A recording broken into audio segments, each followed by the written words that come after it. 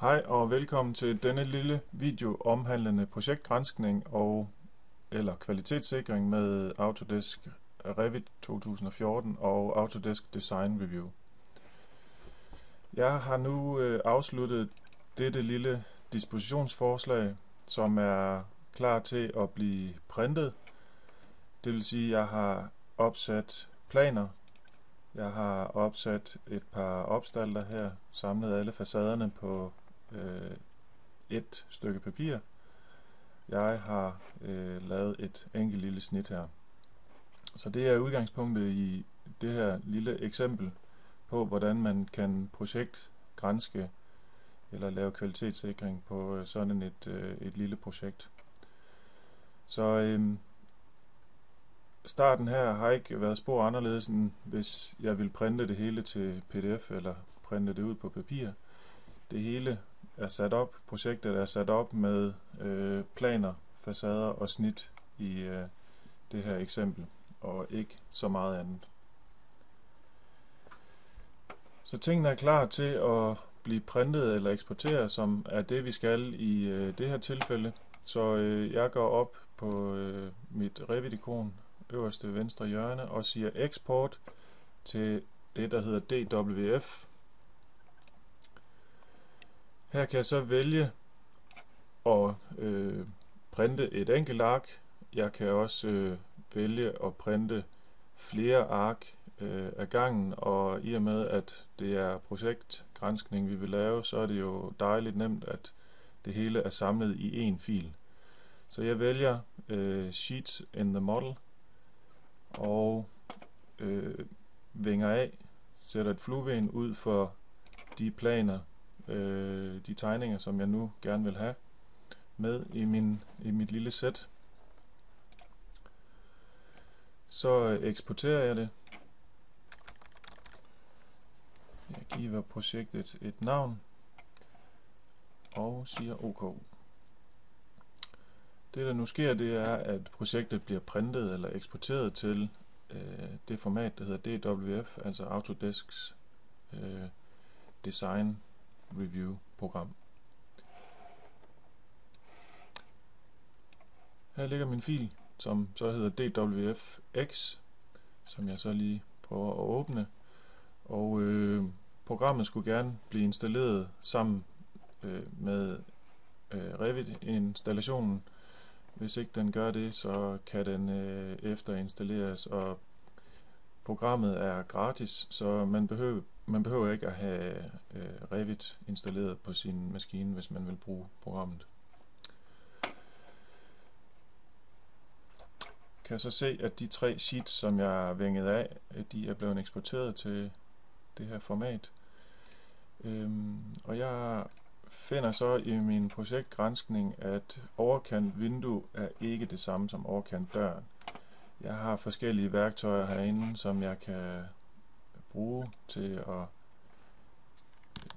bestemme, finde ting. Jeg kan måle forskellige ting. Jeg kan måle vinkler, jeg kan måle afstande osv. Jeg kan i hvert fald tydeligt se, at overkant vindue er ikke det samme som overkant dør. Så jeg vælger at lave en markering på, at de her 2 vinduer, de skal flyttes. Så jeg laver en lille sky her, hvor jeg så skriver, at OK vindue lige med OK dør. Sådan der.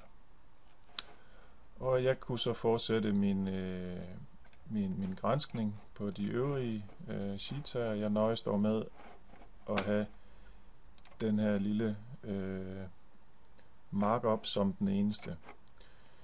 Jeg kan så se, at jeg har så lavet en markup, der hedder overkant vindue lige med overkant dør, og en lille linje tilhørende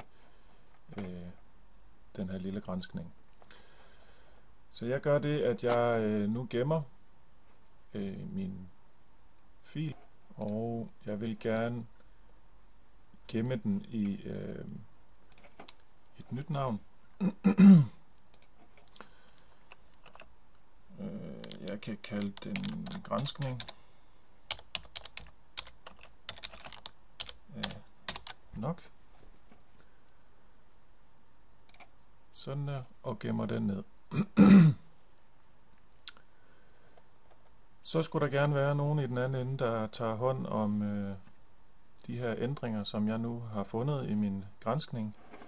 Så jeg meddeler vedkommende, der sidder med Revit-filen, at jeg har fundet nogle problemer med den her tegning, med det her projekt. Så jeg gør det, at jeg linker den her DWF-tegning ind i mit Revit-projekt. Og det var så den fil, der ligger her, som jeg gemte lige før. Så jeg siger åbn til den. Og der kan man så se, at der er lavet et par markups på på det sheet, der hedder facader. Og jeg siger OK til det. Og på mit sheet med facader, men der kommer min lille markup, som jeg lavede før.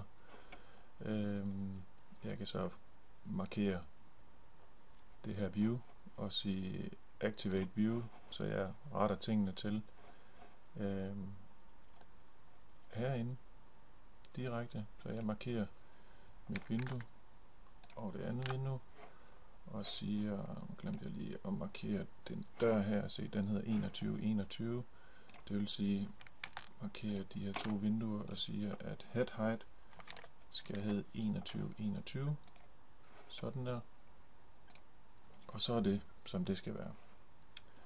Jeg højre klikker lige og siger deactivate view, sådan at jeg nu kan markere min design review fil, sådan at jeg kan nu fortælle vedkommende, der lavede granskningen, at det har jeg faktisk udført. Forstod jeg ikke lige helt, hvad det var, han mente, eller hun mente, jamen så kan jeg så stille et spørgsmål og skrive en kommentar tilbage til vedkommende. Men den er lige til højre benet, så jeg trykker done og siger, at nu har jeg så udført denne granskning, har udbedret den lille fejl, der nu var blevet lavet. Nu har jeg så rettet, kan man sige, i min DWF-fil, så jeg gør det, at jeg går ind i Manage Links og under fanebladet DWF Markups. Så vil jeg gerne gemme den kommentar, som jeg skrev. Altså jeg har udbedret fejlen, så jeg siger Save Markups, og jeg trykker OK. Og hvis jeg så åbner min Design Review fil igen, så kan jeg så se, når jeg klikker på Markups, så kan jeg så se, at den har fået et lille grønt flueben, det vil sige, den her lille udbedring her, den er foretaget, og vi kan se hernede, hvem der har foretaget den, og hvornår den er foretaget. Havde jeg markeret, har jeg skrevet noget i feltet note, jamen så vil noten så stå her. Altså det kunne være et spørgsmål tilbage til vedkommende, der har lavet granskningen.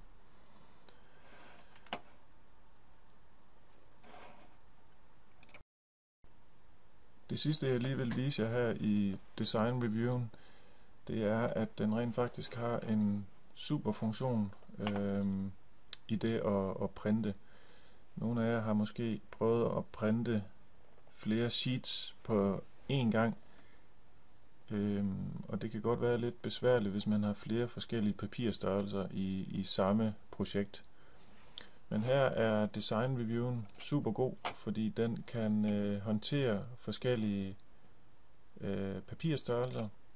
Så hvis jeg vil printe det her sæt til PDF, nu har vi kun A3 format her, men havde vi nu haft A1 og A0 og A3 og A2 i en stor pærevælling, jamen så er Design Reviewen faktisk rigtig, rigtig god at printe videre fra. Så hvis man vil have det her ud på papir, eller i det her tilfælde vil jeg have det ud som PDF i en sammenhængende PDF, jamen så kan jeg lige sætte det her lille flueben, der hedder Choose Paper Source by DWF Page Size.